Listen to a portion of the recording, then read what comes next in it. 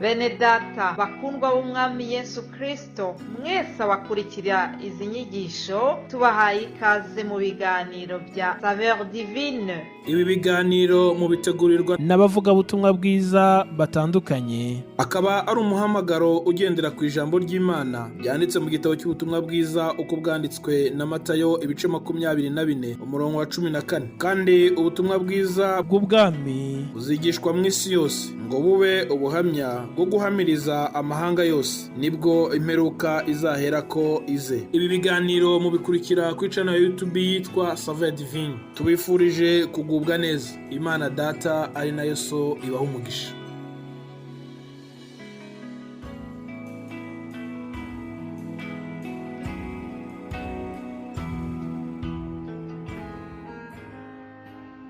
Shalom shalom bavukanye mwese muri Kristo Yesu, kaze mu kiganiro Saveur Divine duhuriramo kugira ngo dukomezanye biciye mu ijambo ry'Imana.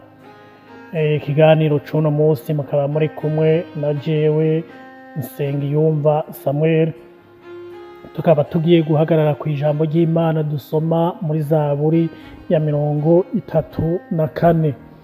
Hakaba havuga ngo nzokwama mpimbaza Uhoraho ibihe byose, ishimwe ryiwe rizoba mu kanwa kanje urudaca. Uhoraho niwe umutima wanje uzokwirata, abaciye bugufi bazovyumva banezerwe. Nimuhimbazanye nanje Uhoraho, ushirane hejuru izina ryiwe. Narondeye Uhoraho aranyitaba, ankiza ubwoba nari mfise bwose. Bamwitegereje mu maso habo hareyuka, mu maso habo ntazokwigera hamaramara. Tubwirane rino jambo ry'Imana duhagaze ku ijambo rivuga ngo ibuka Imana uyishime. Bwa mbere ntanguye kubifuriza umwaka mushasha mwiza, twese hamwe uzotubere umwaka wo kugendana n'Imana, uzotubere umwaka wo gushingirwa intahe n'Imana, kandi tuzowuronkemwo ibihuye n'ubugombe bw'Imana. Nubwo abantu dukunda kwifurizanya ibyiza, tukabwirana tuti uzowuronkemwo iby'umutima wawe wifuza, ariko nanjye ndakubwiye ngo na cyane cyane tuzowuronkemwo kandi tuwukoremwo bihuye n'ubugombe bw'Imana, kandi tuzokwakire ubugombe bw'Imana. Tugiye kuri rino jambo ryo muri Zaburi ya 34, cyane cyane duhagaze ku mirongo wa 4 n'uwa 5. Dawidi yandika ino Zaburi yasubije amaso inyuma, yibuka ingene Imana yamugwaniriye. Yibuka ahunga Sawuli maze ahungira i Gati mu gihugu c'Abafilisitiya. Abafilisitiya tuzi neza yuko bari abansi ba Isirayeli. Dawidi ashitseyo, abantu baramumenya, bahamagara umwami waho, maze Dawidi abonye ko amenyekanye aca yigira umusazi, atangura gucira inkonda. Umwami aje aravuga ati byabagendeye gute kugira ngo mumpamagarire urugabo rumeze gutya, ntimubona ko ari umusazi? Dawidi akiruko nyene, Dawidi baramureka aragenda amahoro kubera basanze ari umusazi, ariko nibyo yari karigira kugira ngo ashobore kurokoka. None natwe Dawidi yatubereye akarorero keza cyane, yasubije amaso inyuma, yibuka ingene Imana yamugwaniriye, ingene Imana yamutabaye. Niho yavuga ati nzokwama mpimbaza Uhoraho ibihe byose, ishimwe ryiwe rizoba mu kanwa kanje urudaca. Sinzokwigera mpengeshanya gushima Imana, kuvuga ibyiza Imana yankoreye. Dusubize amaso inyuma, duhereye mu gihe cya vuba turabe uwo mwaka duhejeje kurangiza iby'Imana yadukoreye. Njyewe nihereye ko naragwaye kandi cyane, Imana yarankijije. Ndabye umuryango wose, Imana yaradukoreye igitangaza.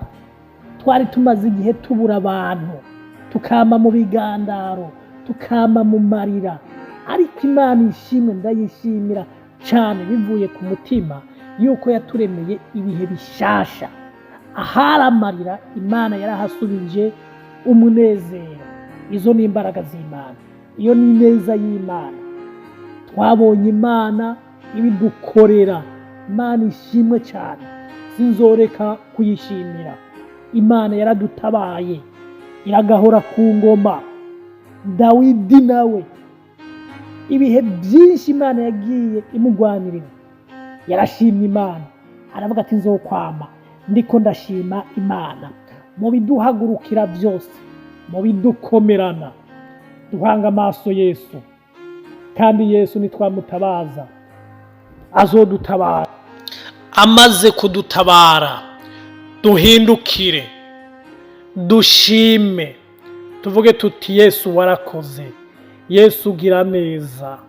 Imana ishimwe, kuko iyo turiko turatanga amashimwe, iyo turiko turashinga intahe, turiko turatazira Imana kubw'ibyo yadukoreye, ku ntambara yatugwaniriye, ko yaduciriye inzira, tuba turiko turakomeza, turiko turatera intege abandi baba bari mu bihe bitoroshe, mu bihe biba bibagoye, mu bihe biba bibababaje.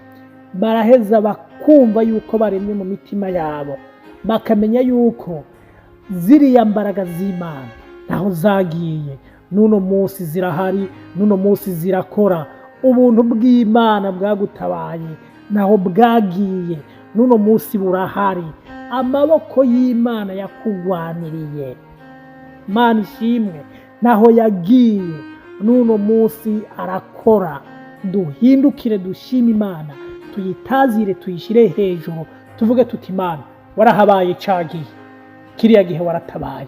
Uriya munsi twahabonye wewe, iyo ataba wewe twari turangiye, twari dupfuye, twari mu magorwa, ariko watubereye umutabazi.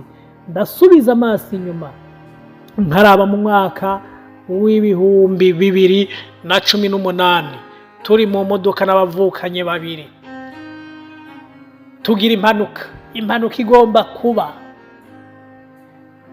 Ngiye kubwira umuvukanyi yari kuri vola, ntihagarara dusenge, imodoka ibiragurutse, iseka inkombe, isubira iseka iyindi, imodoka iratembagara mu ibarabara inshuro 3, ica iragarama, amapine aja mu kirere.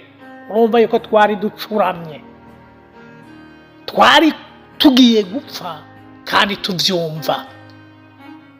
Ndavuga nti mu izina rya Yesu, mu izina rya Yesu, Mana dutabare. Kandi Imana yaradutabaye. Nubwo hari umuvukanyi yavunitse ukuboko, twavuyeyo turi bazima.